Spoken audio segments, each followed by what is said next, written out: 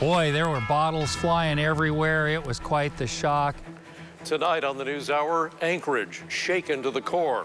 What this major earthquake has done to our city and what may lie ahead as the tremors continue. Rocking and rolling, the quake sends a dangerous shower of rocks and boulders onto the Seward Highway. And flying off the shelves, how the quake turned some local businesses into a big mess today with items flying all over the place. Plus, we have some tips on how to keep your home safe. The NewsHour starts now. You're watching KTUU Channel 2 Anchorage, Alaska's news source. And now, the Channel 2 NewsHour from the state's #1 news team. Good evening. People are still trying to get home tonight after a nerve-wracking day. Now we have a helicopter in the air tonight. We're going to take a live look at what's going on the Glen Highway right now. Happening now on the NewsHour here on Channel 2 is Tracy Sinclair. Tracy? Hey, Mike, Rebecca. It is quite a scene out here on the Glen Highway. We're kind of flying right over that area where we're going from 3 lanes down to 1. This is where the bottleneck occurs. Basically, it's trying to bypass the Eagle River Bridge, which we flew over earlier. You can definitely see the cracks in that bridge. Of course, there are a couple of other areas a little farther down the Glen that have other issues. So likely to be a bottleneck close to the Mirror Lake area as well, and include that if you're going that direction. And, of course, we still have that damage out at the Palmer Overpass. But you can see traffic is moving, but it is moving slowly. Now, we're starting to see a few fewer cars come in off the Fort Richardson over the J-Bear area, but still a lot of traffic still entering this line of cars. And so anybody that's listening on the radio, just keep your patience with you. It is going to be a slow go, but cars are moving. There's a pretty consistent travel path with these cars going through. So everybody just stay safe and realize you do have kind of a pretty tight bottleneck of 3 lanes down to 1 in a very short space.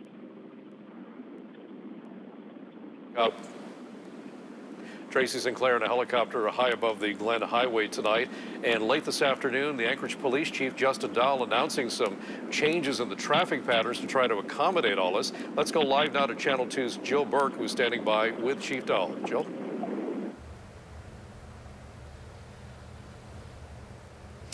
Good evening. Chief Dahl, can you just talk about the traffic pattern change again, why we made this one decision? Sure, yeah. So obviously the traffic going from Anchorage out to the valley most weekday evenings is very, very heavy, and the traffic coming into town is fairly light during that time. Even though that a lot of people have been sort of headed back to the valley throughout the course of the day, we knew there'd be a lot of extra traffic during the evening rush hour. So we wanted to maximize our ability to let traffic go out to the valley during that time period. So we elected to close the one inbound lane and have all 3 lanes go outbound. Obviously, with the damage to the highway, we're not able to use the 3 normal inbound lanes, so we've had some of that inbound traffic diverted into the normal outbound lanes. Thank you very much, Chief Justin Dahl. We know that they will have extra staff out and about on the streets along with Anchorage Fire Department, so if you see them, know that they're out doing the work that they need to clean up after this event. Back to you. All right, Joe Burke reporting live for us tonight. Governor Bill Walker did an aerial tour of Anchorage to check out the damage earlier today. Channel 2's Rich Maurer was there as the governor gave his report to the entire state. Live on Channel 2, Rich. Well, yes, the governor had a press conference today. He basically talked about how much he really appreciated Alaskans helping Alaskans, how much he appreciated the first responders, how much he appreciated even the federal government coming in and offering assistance. Which brings us to another point. The people, we're in the State Emergency Operations Center here. You can see there's a lot of activity here. People are calling in with damage to their houses. They're saying, don't do that. Call your local government, call your municipality, report it, take a picture, document it somehow, and then make a repair. And if you need to file with the state or file with your insurance company, but no one knows at this point what the disaster declaration means in terms of who's paying for what. So there's no point calling the state at this point. You're just clogging up a line. Mike? I can't say enough about the first responders as we flew over the the highways that were traffic diverted. They were there immediately, putting people over on the other side of the highway, closing down some of the highways. You know, some of it was done in precautionary stage. The airport, the upper ramps were closed just to check those out first. Those are now all open again.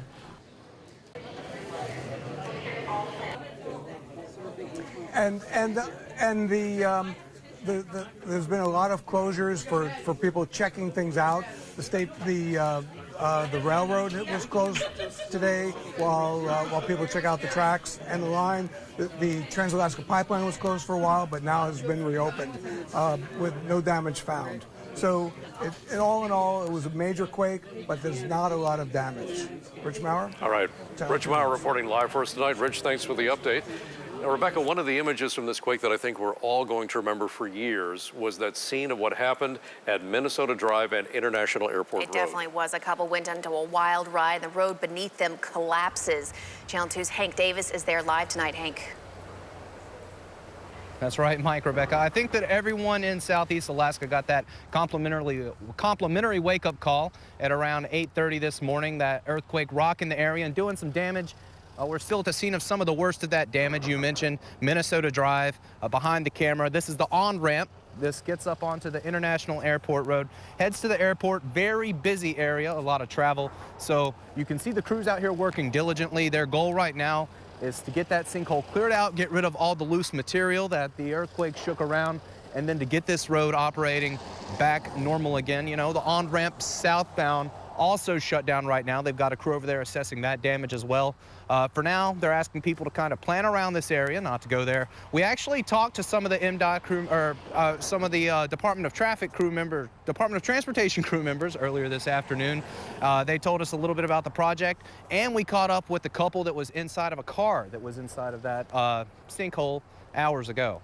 Well, the whole car started weaving, and so we started slowing down, and as we went up the on-ramp, everything around us started crumbling away. Yeah, it was a little scary. You can see that they were actually in pretty good spirits. Their car slowly sank down into the bottom of that sinkhole. Neither of those passengers injured. They got their car out safely. No damage to the car, surprisingly, but plenty of damage here on the scene. These are just a few of the roads that have been impacted by that earthquake. And again, like I mentioned, if you're trying to get on International Airport Road, you're going to have to pick another intersection. Both the on-ramps in this area closed. Mike, Rebecca. All right, Hank Davis reporting from Minnesota Drive tonight. Thanks a lot, Hank. We've been reporting all day about the damage and cleanup in the earthquake aftermath. Now we're hearing more from people who have been directly affected by this event to see how they experienced the earthquake. Channel 2's Derek Mittemeyer joins us live in studio with more. Derek. Well, Mike and Rebecca, Neil Shelton of Wasilla took a tour of his community just to try to process and assess the extent of this event. Now, this video Shelton took on Vine Road southeast of Wasilla. You can see the extensive damage completely blocking the roadway. Shelton says he was walking down his stairs when the quake struck, that his house felt like it was on springs. He says this was unlike anything he's experienced since moving here from North Carolina, but it's just the reality of living in the state of Alaska. It's Alaska. Everything, there's no middle ground in Alaska. Everything's extreme, from the seasons to just anything. So it's all, all part of being here. And I actually enjoy it. So it was an experience. Now, Shelton also took a trip to a gas station near his home, Turner's Corner. Coming up later in the NewsHour, we will hear from the owner of that store about what he lost, as well as what he gained by staying open for business. Mike, Rebecca? All right, thanks a lot, Derek. Some amazing video from that gentleman out there in the valley. It's shocking to see. I'm so glad nobody was hurt. It's shocking nobody was hurt. Yep. All right, the first quake hit at 8:30 this morning. This is still an ongoing situation tonight. Joe Burke is standing by with Anchorage Mayor Ethan Berkowitz. Joe? Good evening. We're here at the Emergency Operations Center. Just a short while ago, we had a press conference, and leaders, municipal leaders, were explaining that they're in the process of pivoting through the initial damage assessment. And Mayor Berkowitz, where do we stand at this time? I think we're in a position where we're feeling very comfortable with the progress that's been made during the course of the day. We think that things are very stable. Many people have returned home. Most people have returned home.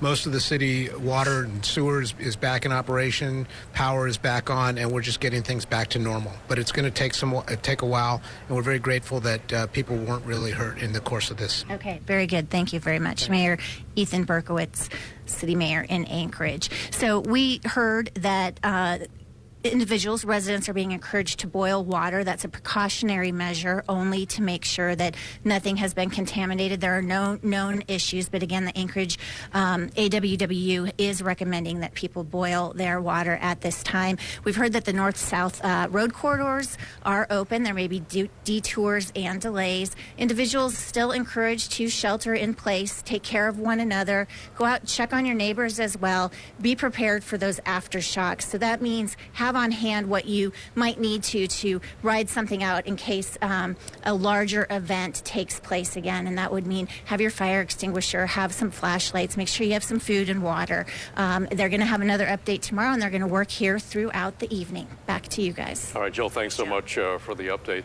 And the mayor mentioned, Rebecca, one of their top priorities is making sure people here in Anchorage have a safe and warm place to stay tonight. That's very important. That's when they were going to turn things over to Beth Verge to tell us a little bit about how that is working out. Beth, where are you? And tell us about what the story is.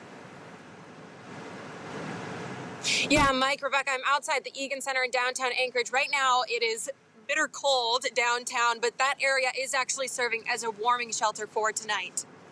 I was very, very panicked and quite shaken up.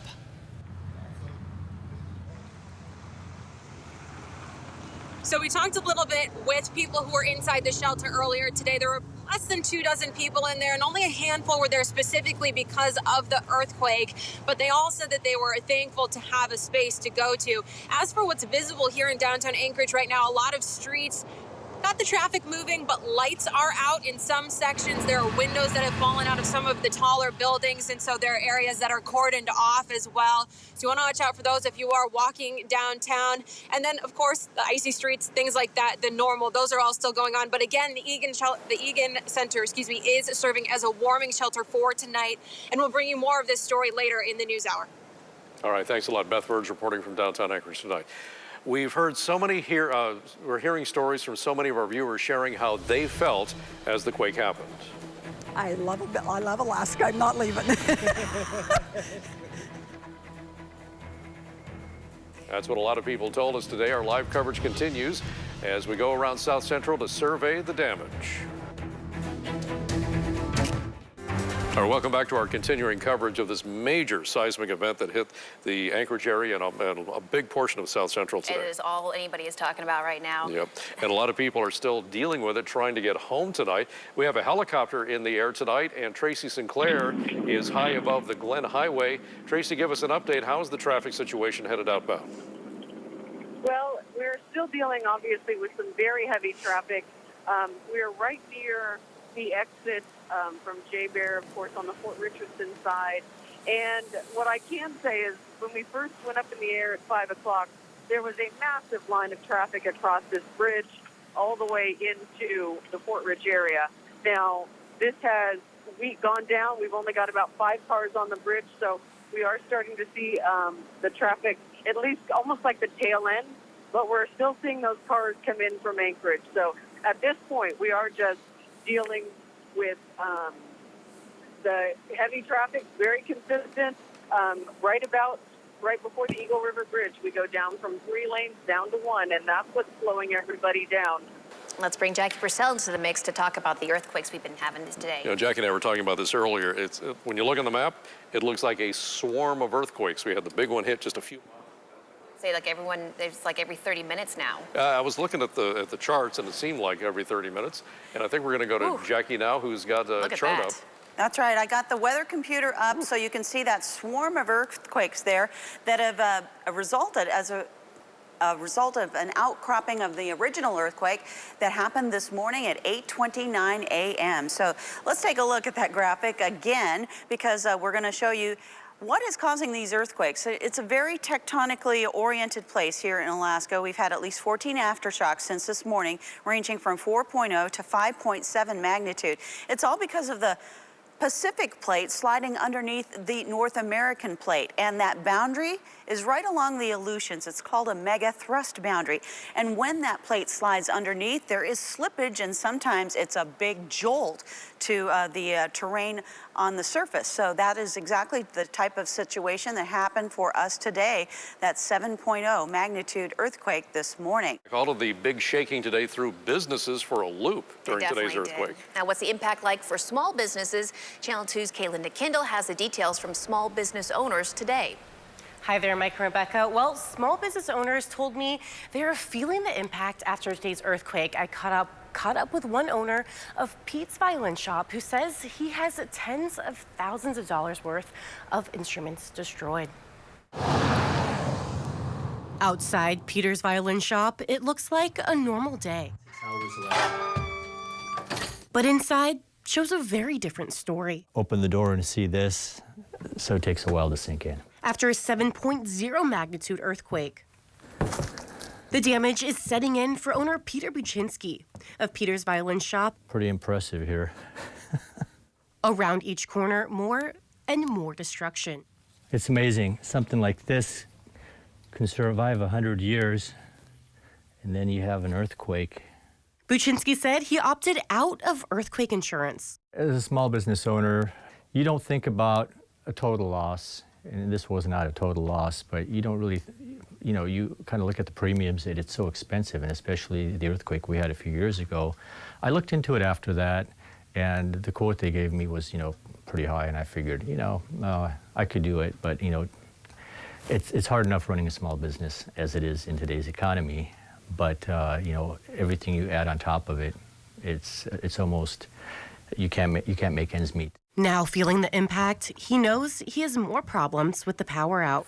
40%, once it drops to 39, 38%, then we start having problems. All of these instruments in here are made out of wood, and when it drops below 40%, the instruments start drying out and cracking. But he says he hasn't lost hope. But we'll get through it like we do. Alaskans are tough, and we all come together. We'll make it work. Kaylinda Kindle, Channel 2 News. It was a pretty scary situation. Immediately after the earthquake, a house caught fire in Midtown, burning it to the ground. Now, luckily, no one was injured in that fire, but the home is believed to be a total loss. Channel 2 Sean McGuire is live tonight from the site of that fire and has more about how to stay safe during an earthquake and gas leaks. Sean? Mike and Rebecca, the big message from NSAR at the moment is that if you suspect there is a gas leak or you smell a gas leak, you need to get out of your house immediately, call NSAR, and then they'll send a crew to make sure it's safe before you enter. Now, if you look behind me, you'll see the house is looking like a near total loss. The garage area is lit up. They think they may have been able to save that. Firefighters are coming back and forth doing what's called fire follow-up. That's where they're going to spray water on areas that are hot to try and cool them down, to try and stop another fire from starting and potentially destroying the house further. This morning when firefighters arrived, they arrived to a very different scene. Billowing smoke seen for miles around near 76th Avenue and C Street.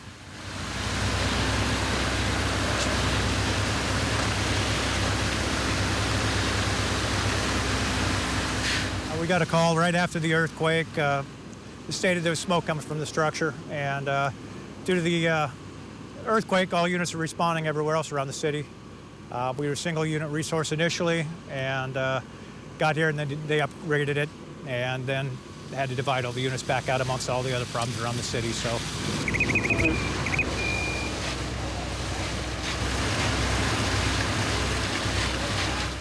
Passers-by saw a house fully engulfed. The home was a total loss. Firefighters worked into the late morning to save the garage. Nah, the earthquake probably was a contributing factor, but won't know until we do an investigation on it once we have the sources available. No.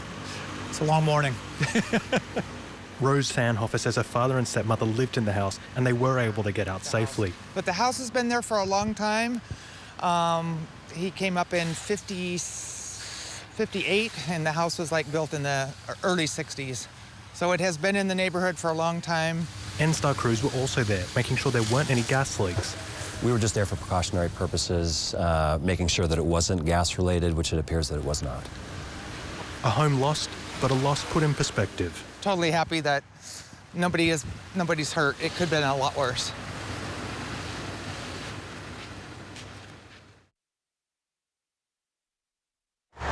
Stand by. Now APD crews have been busy all day, but so have NSTAR crews who have been working across their service area to try and assess potential damage to gas lines as well as to fix gas leaks. Now crews are working over 3,000 miles of natural gas pipe from Houston all the way down to Homer. Now the most damage is believed to be in Eagle River, close to the epicenter of the earthquake. I'm told downtown is also an area of interest because there is steel pipe that is more liable to split than the plastic pipe used across most of the service area. NSTAR's President John Sims has this recommendation about how to stay safe. At this point in time, we're responding to about 170 pending calls for leaks that people have smelled for gas. If you are a customer that smells gas, please leave the area and then call NSTAR Natural Gas, and we'll respond as quickly as possible.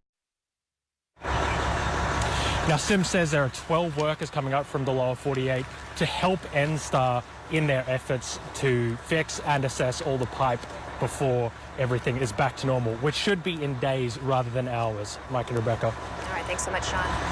Well, Governor Bill Walker took a tour of Anchorage from the air today to look at the damage. And the governor and several other state officials held a news conference this afternoon to talk about what they saw, and Rich Maurer was there to hear that briefing. He's going to give us a briefing now, Rich. Yeah, Mike, Rebecca. So Governor Walker spoke upstairs at a press conference. Right now we're in the basement of the state armory, and it's kind of emptying out now as people try, and they're going to be working all weekend. They're going to be working 24 hours, and they want to give some time off to people so that they can get some sleep. I can't say enough about the first responders. As we flew over the highways that were traffic diverted, they were there immediately, putting people over on the other side of the highway, closing down some of the highways. Some of it was done in precautionary stage. The airport, the upper ramps were closed just to check those out first. Those are now all open again. Alaska National Guard is in assessment mode, as is the State Emergency Operations Center. We are forward postured, and we are waiting for the request for assistance. But of course, we just don't deploy on our own. This is a home rule state, and so we have local incident commanders. The governor and Mayor Berkowitz from the city both praised local residents for their calm, and also the first responders who came to the rescue. Rich Maurer, Channel 2 News. All right, Rich, thanks so much. Coming up on the NewsHour, more of our continuing coverage of this major earthquake that hit Anchorage and the surrounding area earlier today. It has been quite a day. The Channel 2 NewsHour continues. Once the earthquake, first my headboard, it started smashing against the wall. And I was like, okay, so I just held that. But once everything started shaking, my daughter crawled into me and was just screaming, I'm scared, I'm scared. It was a big shake that we will never forget. A 7.0 earthquake strikes South Central, destroying roads, buildings, and shutting down countless businesses. So where does Anchorage stand tonight? Well, late this afternoon, the mayor, the police, and fire chiefs gave us their assessment of what comes next. Channel 2's Jill Burke has that part of our coverage. Jill. Good evening. I'm standing here with Anchorage Fire Chief Jody Hetrick, who can talk to us a little bit about what we can do at home, especially regarding gas and structural integrity if we feel concerned about that. It certainly shook homes. It was frightening. It's unnerving, and we have aftershocks anticipated still to come. So what do we do with that? How do we know that our home is okay? So as I kind of covered this a little bit earlier, was the fact that if you need to do a walkthrough, good thorough walkthrough of your house, make sure that you don't have any water leaks. If you smell gas, get out of your house, call 911, call to make sure that gets reported if it's in your house. If you, as you're walking through, if you see small cracks in the sheetrock, that's probably okay. But if you can see daylight through those cracks, definitely your house is not safe. Okay, very good. Thank you very much. That's Anchorage Fire Chief Jody Hetrick. Back to you guys. Joe Burke, thanks so much. Great advice from the fire chief about children. That's fantastic, because one thing we talk about with these earthquakes is you just have no control. Right. You have no control of how long it's going to take or what happens next. So taking back a little bit of that control is probably good for all of us. Absolutely. So your girls are going to sleep with a flashlight? Yes. And you too, right? And me too. Okay, there you go. All right. All right, sometimes the damage is best seen from above. And earlier today, Tracy Sinclair and photojournalist Gary Lamar went up in a helicopter to take a closer look at the damage. Here is a look at what she saw from the air. Early Friday, the city was a mix of heavy traffic and empty roads. The outbound Glen Highway lanes were slow but moving. The blockage was caused by the outbound Eagle River Bridge being closed. We flew over the area and were able to see 2 major cracks in the bridge pavement. A little farther down the highway near the Mirror Lake turnoff, major damage to the highway as the ground fell away under one of the lanes. Traffic had been diverted. The outbound road was moving in 2 directions. The off-ramp toward Palmer also had major damage, though it didn't look quite as dramatic. The soil beneath the off-ramp seems to have sunk, and there is a distinct crack in the pavement. Vine Road in Wasilla showed some of the most dramatic impacts. Though it isn't part of the main highway, it is a main thoroughfare.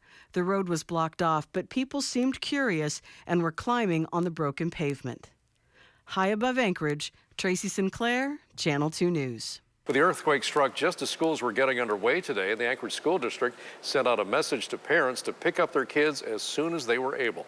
As for next week, ASD sent out a message later on saying, in light of the earthquake damage experienced today, all facilities in Anchorage School District will be closed on Monday and Tuesday, December 3rd and 4th, 2018.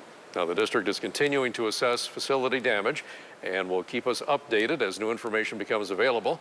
They said watch the district homepage, social media, and local TV and radio stations to get updates on Anchorage schools. As for the Matanuska-Susitna Borough School District, a statement on their website says all school activities, testing, sports, events, bazaars, religious services, etc., are canceled this evening, Saturday and Sunday, district-wide. All Matsu Borough schools are closed Monday and Tuesday, except Glacier View, Trapper Creek Elementary, Talkeetna Elementary, Sioux Valley High School, Willow Elementary, and Berrioza. I've never heard of that one. Have you? No, I have not. Well, I'll have to learn go something new every meet day, those. I guess. All right, we'll have more in our continuing coverage of this event that has shaken all of us today coming up. We spoke to some people today up at Flat Tub who said today's event was terrible and they absolutely hated it. And that's how a lot of us felt today as we dealt with this earthquake. These guys are from Florida. They flew up here and they said that they were afraid the tsunami would hit, so they drove up to Flat Top. It was terrible. I hated it. I was just getting up, washing my face, getting ready to work. We were just saying how a hurricane is much more gentle than an earthquake. We have time to prepare. You know, this is like, it's on you. You imagine coming all the way from Florida, come to Alaska, and the first thing that happens to you? That's a terrible hello. Yeah, you end up on top of a mountain trying to keep away from a tsunami. Oh, my goodness gracious. This is Bartlett High School. This is from Kara Raposa. She said it was quite the scene there. You can see some of those ceiling tiles. This would be the perfect scene where you would duck, cover, and hold. Right. Yes, indeed. And those look like sturdy desks, so there's no kids to worry about in that classroom at this point. And this is Point McKenzie, and since I'm not in front of the map, I can't show you, but you can see that dark area? Over on the right? Yeah, all that land slid down because you can see on either side of it where there's still a little more intact. But there was a row of trees and they're kind of now down at the bottom. Hey, what's happening now is a big traffic problem out on the Glen Highway. Here's a live shot from helicopter. Tracy Sinclair, one of our photojournalists up there, will be keeping tabs on the traffic situation, and be assured if anything develops with this through this evening, we'll be back on the air and on KTUU.com.